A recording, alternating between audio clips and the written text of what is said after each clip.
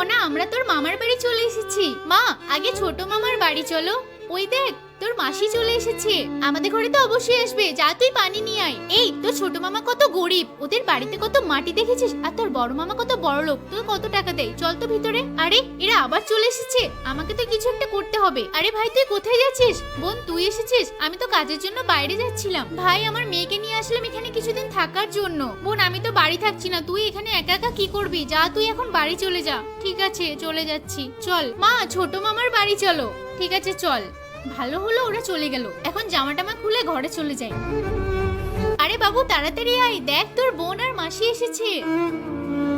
বোন বোন, কটা চিপস আমাকেও দে না। এই, ও ছোট না, তুই ওর থেকে কেন চাইছিস? আরে ভাই, কি হয়েছে? ও খাক না। এই, ওকে দে তো। চল বোন, ঘরের ভিতরে। না না ভাই, আজকে থাকবো না, অন্য একদিন আসবো, এখন আমি চলে যাচ্ছি। বাবু, পানির জগটা ধর। দাঁড়া বোন, আমার কাছে তোকে দেওয়ার মতো তো কিছু নেই। আমি এই ছাতাটা কিছুদিন আগে কিনেছিলাম, রাস্তাঘাটে তো খুব বৃষ্টি হচ্ছে। এই নে, এই ছাতাটা তুই সাথে করে নিয়ে যা, হয়তো বৃষ্টিতে ভিজবি না।